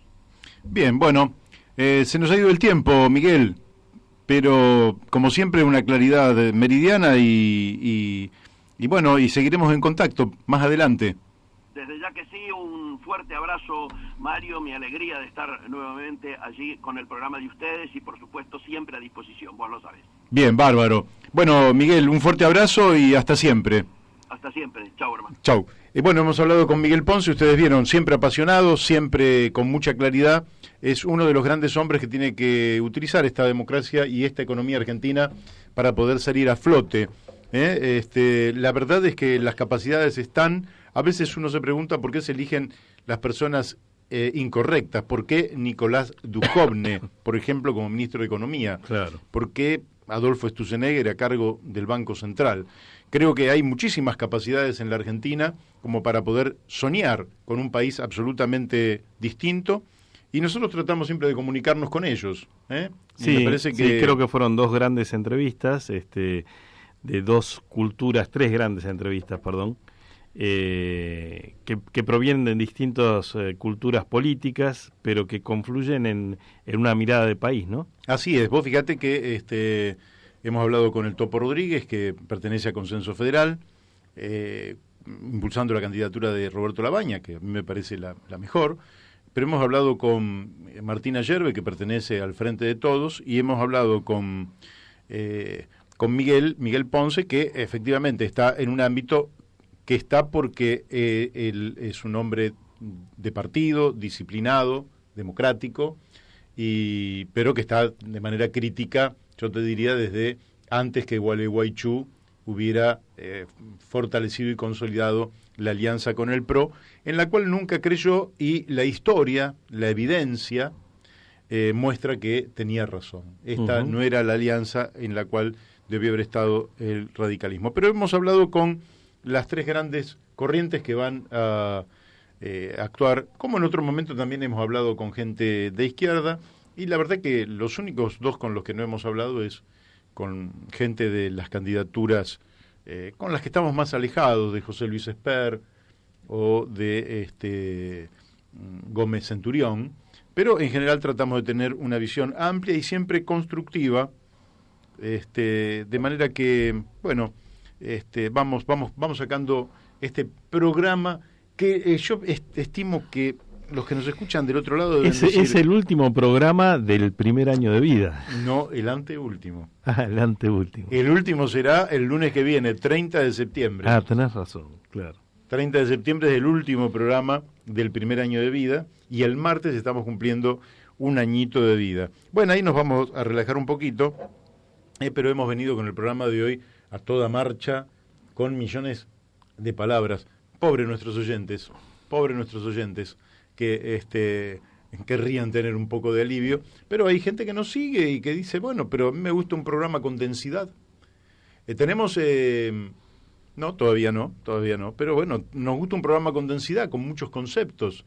Y bueno, yo entiendo que es para una minoría, la mayoría prefiere programas de fútbol, que siempre son mucho más livianos, que vos podés hablar de lo que le dijo fulano a Mengano, de si Maradona ocasionó, digamos, una conmoción ayer en Córdoba cuando llegó, le hicieron un gran homenaje, la hinchada de Talleres lo recibió de manera magnífica, las cosas que ocurrieron durante ese partido, no lo vi el partido, pero me gusta el fútbol, y el fútbol te da para todo. Yo escucho a veces programas de fútbol y digo, qué lindo, parece que estuviéramos en un país sin problemas, porque podemos hablar de tanta pavada, ¿no? Pero está buenísimo, yo no es crítico, al contrario, me parece que está buenísimo, pero acá hacemos, en estas 4 horitas semanales que tenemos, lunes y martes de 12 a 14 horas, tratamos de hacer una cosa con un fuerte contenido, y realmente, si vos observás, Daniel, a pesar de que somos críticos del gobierno, no somos tan críticos, somos más propositivos y buscamos que nuestros entrevistados también sean propositivos, y podés estar más de acuerdo o menos, pero son todos con enorme cantidad de proposiciones, lo que muestra que la Argentina tiene salida. Pero sí, claro, ¿qué necesidad importante hay de darle una discusión a esto que se quiere instalar como sentido común en cuanto a algunas ideas, por ejemplo, en torno al Estado, ¿no? Sí. Hay una campaña de desprestigio de todo lo que es estatal que realmente no se condice con el mundo del siglo XXI, donde los estados juegan un rol central en los países más desarrollados. O sea que la calidad de un país, la calidad de su desarrollo se mide en tanto y cuanto también la calidad de su estado. Así es. Efectivamente, no, es que no hay, algunos ven el Estado como si fuera una cosa ajena. Esto es más o menos como observar al ser humano, ¿verdad?, desagregando los sistemas. El sistema circulatorio, el sistema respiratorio, el sistema digestivo, el sistema nervioso. Está bien que para el estudio vos desagregues, ¿no?, y tengas un especialista médico en el sistema digestivo, otro un cardiólogo, otro un neurocirujano, en fin, está bien eso. Lo que nunca se puede perder de vista es que es parte de un sistema que somos los seres humanos. Sí. Vos no podés decir, no, mi corazón gasta mucha energía, entonces voy a paralizar el corazón porque gasta mucha energía, porque entonces paralizás al ser humano. Si en una nación vos paralizás al Estado, vos destruís el Estado, vos estás equivocando. Sí, tenemos muy presente esa nefasta consigna de la última del último gobierno dictatorial en la Argentina, ¿no? Achicar el Estado es agrandar la nación, y todos nos dimos cuenta de que era una gran mentira que ocultaba una falacia neoliberal que tenía como objetivo destruir el Estado argentino. Así es. Destruir el Estado argentino. Y destruir el Estado argentino es ponerse más cerca de los recursos que tiene la Argentina, de los recursos naturales, de sus riquezas, para lo cual necesitan, para sostener un proyecto de saqueo de nuestro país, requiere que no haya un Estado presente, que haya un Estado sumiso, débil, incapaz. ¿Sí? Sí, yo le quiero decir a los oyentes, porque en realidad hay cosas que tenemos que decir. La pobreza que hay en la Argentina es fruto del saqueo, no es fruto del gasto público. Lo que le llaman gasto público termina yendo a un lugar que es, por ejemplo, las jubilaciones. Y las jubilaciones van íntegramente al mercado interno. Por tanto, no es el gasto público, termina siendo el ingreso de los jubilados. Y el ingreso de los jubilados se transforma en gasto en bienes y servicios, que a su vez motorizan el comercio, la industria, etcétera. Bueno, creo que estamos en contacto con Martín Calos. Martín, ¿estás allí? Sí, ¿qué tal? Buenas tardes. Buenas tardes. Bueno, un gusto conversar por primera vez contigo. Estamos hablando aquí en el programa La Brújula por Radio La Luna AM 1140. Y lógicamente que creo que sos un economista joven. ¿Cuántos años tenés, Martín? 33. ¿Significa como joven todavía? Sí, yo creo que para economistas sos muy joven, así que te felicito. Y bueno, yo quería hacerte algunas preguntas en particular porque en la Argentina permanentemente, incluso hoy escuché en un editorial de una radio importante, de un programa muy importante, plantear que virtualmente la enorme magnitud del Estado argentino sería como una suerte de elefante que tenemos encima los habitantes y que no nos podemos mover porque justamente ese peso nos impide el movimiento. Sin embargo, a mí me gustaría saber si el peso relativo y absoluto del Estado argentino es muy distinto al peso relativo y absoluto de otros estados desarrollados del mundo. Es que en verdad, a ver, esa idea de un elefante parado arriba es muy relativa porque además es intentar ponerle una figura a algo que es complejo. El Estado es necesario y en muchos sentidos puede, y lo hace, ayudar al desarrollo privado. Y no existiría desarrollo privado sin el Estado. No es posible, no se ha dado nunca en la historia del capitalismo. De hecho es algo muy básico de pensar, pero respecto puntualmente de esta pregunta que hacías respecto del tamaño en relación a la economía de cada país, en el mundo hay modelos recontra diversos, que desde los países escandinavos, donde el Estado tiene un rol grande, los países escandinavos que se los suele poner como ejemplo, ¿no? Sí. Y cuyo peso en el PBI, el peso del Estado, es alto porque cobran mucho impuesto y porque a cambio devuelven en forma de servicios y en forma simplemente de planes de desarrollo y programas de desarrollo una parte muy importante con la cual el sector privado puede crecer. Quizás entonces lo que deberíamos estar pensando no es el tamaño per se, por sí solo, como una variable sola que no explica nada en definitiva, claro, sino qué se hace desde el Estado. ¿Y cómo mantenemos políticas de largo plazo para que ese Estado, del tamaño que decidamos que es mejor para Argentina, para que ese Estado apuntale, acompañe, promueva iniciativas del sector privado que ayuden a un desarrollo de nuestra economía? Eso es lo que deberíamos estar preguntándonos, y no si es 5 puntos más o 5 puntos menos del PBI lo que se cobra de impuestos, como si eso por sí solo determinara algo. Lo que importa no es cuánto se cobra, sino qué se hace con lo que se cobra y si lo que se cobra es sustentable en todo caso. Esa debería ser la discusión. Martín, ¿vos viste el presupuesto 2020 para el año que viene o no todavía? Sí. ¿Qué nos puedes decir de ese presupuesto? ¿Está bien diseñado? A ver, es un presupuesto que va a resultar extraño. Porque, a ver, en Argentina cada 4 años tenemos esta situación, donde el presupuesto que se presenta lo va a ejecutar un próximo gobierno. A veces no hay problema porque tenemos reelecciones o continuidades de signos políticos, como pasó durante, por ejemplo, el kirchnerismo, ¿no? Que tuviste 12 años de una continuidad. Entonces no importaba si el presupuesto presentado, si faltaban las elecciones, porque quien ganaba, en definitiva, tenía una continuidad. En este caso, como pasó ya en 2015, el presupuesto que se presenta lo va a tener que ejecutar un gobierno de un signo muy distinto. Y ahí es donde entonces tenemos dos problemas. Uno es que las políticas que propone Cambiemos en este presupuesto probablemente no sean las que quiera ejecutar Alberto Fernández, de hecho las que sea elegido, porque Alberto Fernández lo van a elegir para ejecutar una línea política, que no es la que está plasmada en las prioridades de gasto que propone Cambiemos en este presupuesto. Entonces ya tenemos ahí una primera cuestión. Está la posibilidad siempre de que se modifique en el Congreso ese presupuesto. Sí. Pero la modificación del Congreso siempre tuvo problemas. El gran problema no es llegar al consenso político, sino que el Congreso carece de las herramientas técnicas para modificarlo. Pensemos que el presupuesto es el resultado de todo un proceso de planificación, de juntar un montón de números en distintas tablas, que es lo que termina aprobándose por ley. Pero ese proceso de planificación que se plasma en un proyecto de ley lo hace la Oficina Nacional del Presupuesto, un organismo del Ministerio de Hacienda, ¿sí?, de la Nación. Sí. Y el Congreso no tiene la capacidad para volver a revisar todas esas planillas, volver a hablar con todos los organismos con los que habla la Oficina de Presupuesto e intentar entonces ver dónde movería plata, ¿no?, de un programa a otro. Esa capacidad es muy limitada, no es solo una cuestión de decisión política.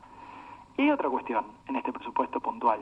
Además de si uno intenta modificar o no esas partidas, esos ejes de política, además los supuestos macroeconómicos que plantea el presupuesto son bastante endebles. Y esto tiene que ver, por supuesto, con que estamos atravesando una crisis muy grande desde hace ya casi 1 año y medio y que no tiene solución a la vista.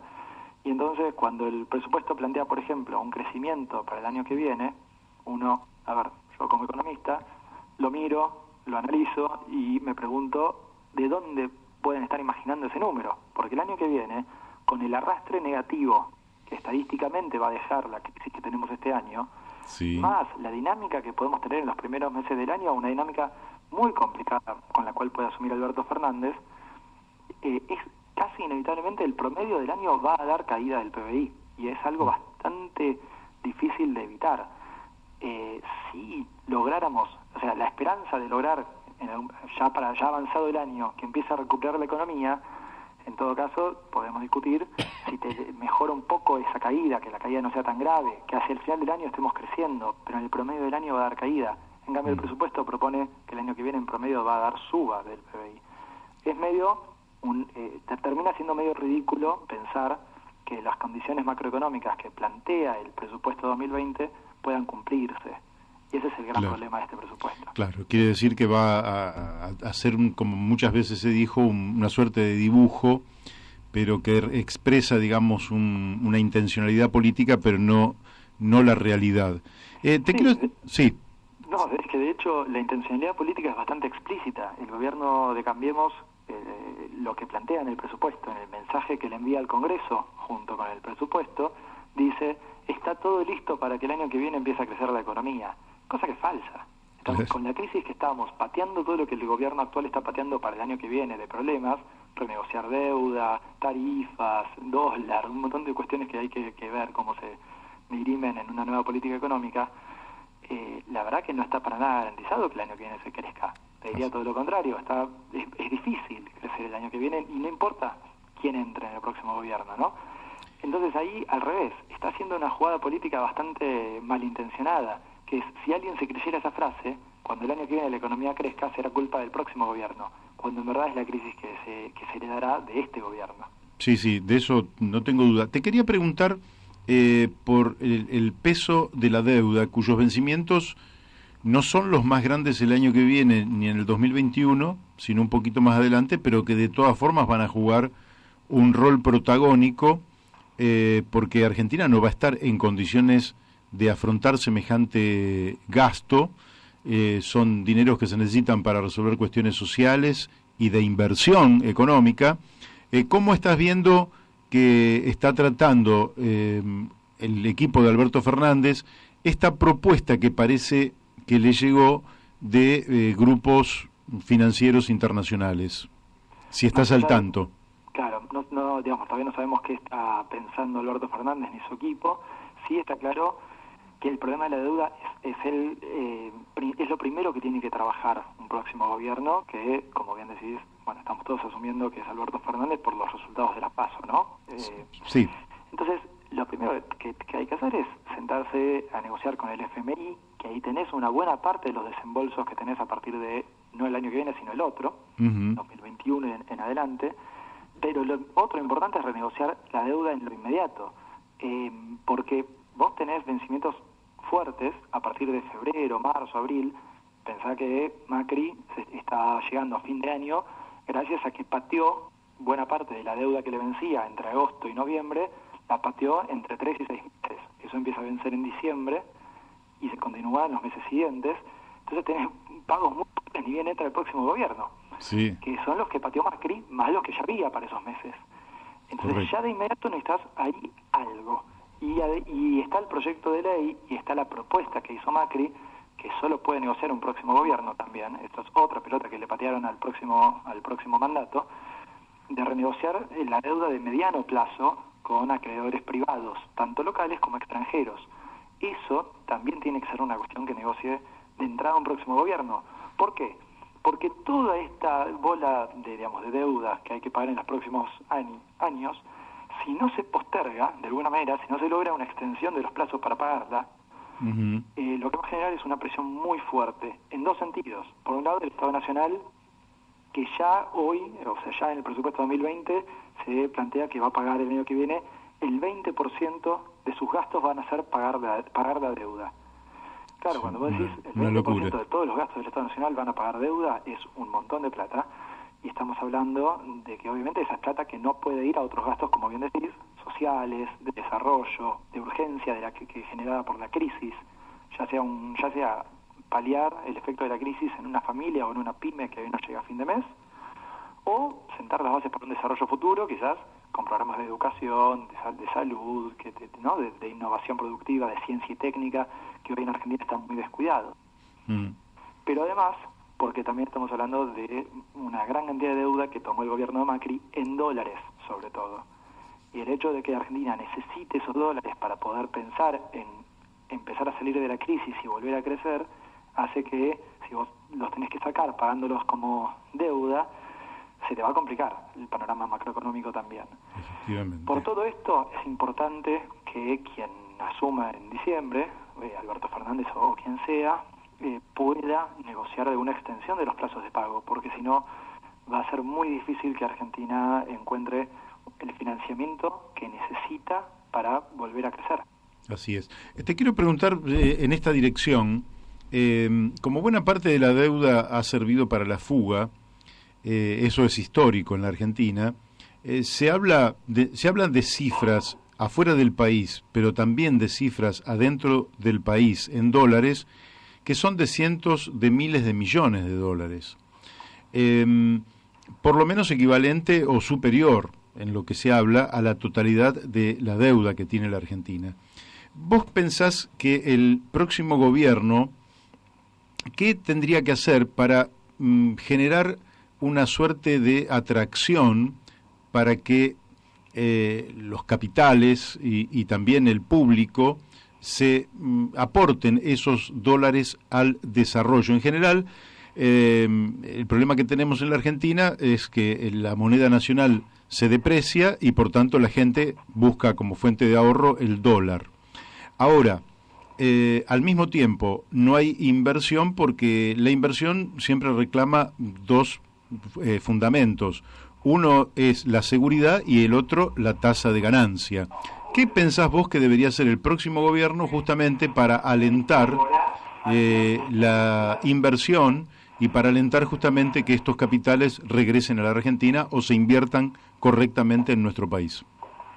Ahí, mira, yo te dividiría la respuesta en tres partes. Primero, esa cantidad de dólares que siempre se dice que los argentinos tenemos, y las argentinas, ¿no?, tenemos en el extranjero o guardado en colchón, está exagerada.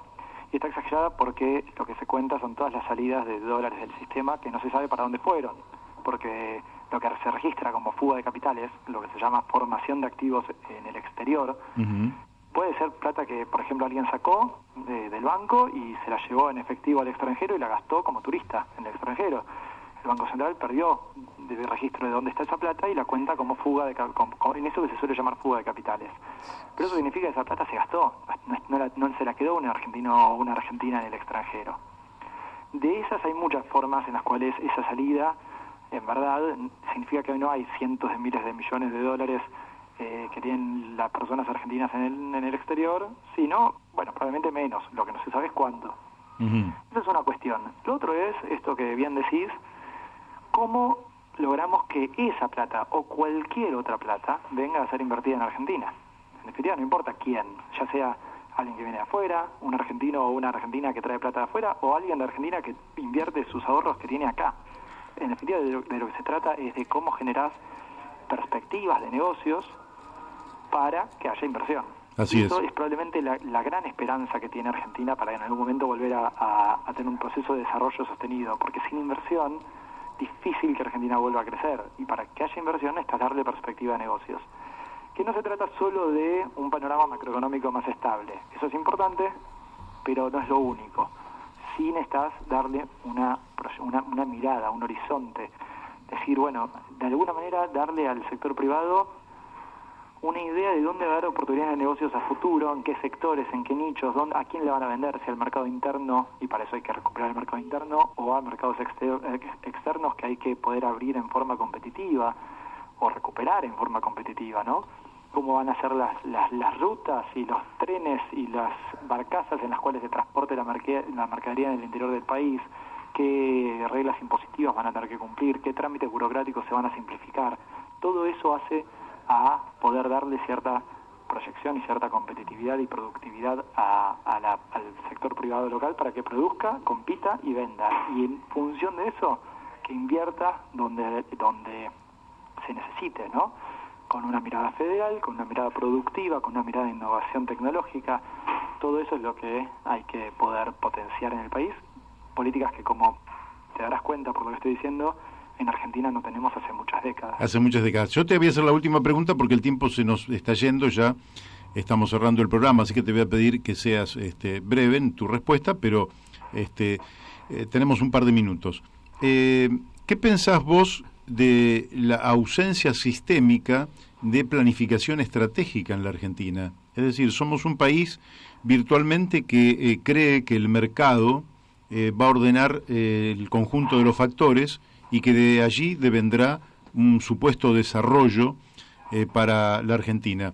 ¿Pensás que un país como el nuestro, sea a través de un Consejo Económico Social, como planteó alguno de nuestros entrevistados en el día de hoy, sea a través de una planificación de naturaleza estatal como vector que oriente la inversión, sea a través de un Centro Nacional de Planificación Estratégica o lo que fuera, debería planificar o debería dejarse llevar, digamos, por esta idea de que los mercados van a asignar los recursos de manera eficiente y le van a dar lugar a la felicidad de los argentinos? Creo que en ningún país del mundo el desarrollo se dio solo dejando que el sector privado actuara. Todo lo contrario, necesitas una armonización, una coordinación entre el sector privado y el sector público. No se trata ni de que el sector público le imponga condiciones al privado, ni de que el sector público no le imponga ninguna condición al privado. Se trata de una negociación y una coordinación.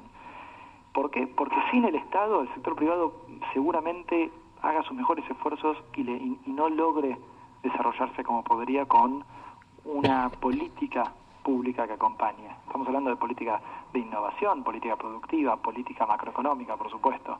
Sí, sí. Y a la vez, sin coordinar con lo que el Estado, con el sector privado ve, pretende e imagina como iniciativas de negocios, tampoco el sector público va a poder generar un desarrollo. Entonces, y esto no es algo nuevo, no es algo novedoso. En Argentina nos cuesta entenderlo y pasamos en el péndulo ideológico argentino, pasamos de un intento demasiado estatista a veces a un intento demasiado liberal en otros casos, como es la política actual. Sí. Y lamentablemente esos dos extremos terminan fracasando ambos por falta de equilibrio, ¿no? Uh-huh. Generan desequilibrios importantes una y otra vez en la economía y generan entonces crisis importantes una y otra vez en la economía. Y los casos exitosos de desarrollo a nivel mundial, todos de alguna manera, de distintas maneras, por eso no hay recetas, pero de distintas maneras lo que se muestra en todos los casos es que hace falta esa armonización, esa coordinación entre el Estado y el sector privado. Sin esa armonización, sin esa negociación, sin ese acompañamiento mutuo, no hay casos exitosos. Bueno, Martín, te agradecemos mucho la participación en el día de hoy en este programa La Brújula y esperamos volver a molestarte en algún otro momento. Un gusto, hasta la próxima. Gracias, un fuerte abrazo.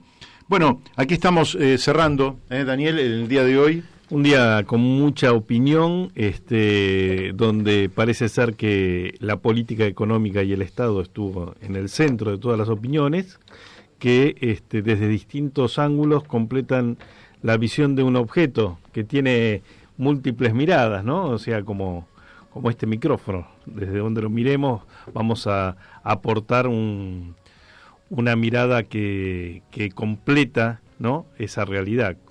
Así es, y bueno, acá nos estamos despidiendo. Yo creo que en general, si vos observás, hay una cierta idea en común que indica que Argentina, desde distintas miradas, puede desarrollar un proyecto. Si esto se logra, podemos ser optimistas. Yo creo que siempre se puede ser optimista. Ahora nos estamos yendo y va a quedar, de tanta palabra, vamos a ir a un poco de música. España en el recuerdo viene a continuación con Paco Rodríguez, que ya está acá en los estudios de Radio La Luna, esperando iniciar su programa. Nosotros, de nuestra parte, nos despedimos. Recuerde que nos volvemos a encontrar el lunes que viene, el lunes 30 de septiembre. Ese lunes es el último programa de nuestro primer año de existencia aquí como La Brújula en la Luna, y el martes de la semana que viene, primero, ese día vamos a cumplir nuestro año y lo vamos a festejar con muchos amigos aquí desde el estudio de Radio La Luna. Por hoy, chau y hasta el lunes. Hasta el lunes.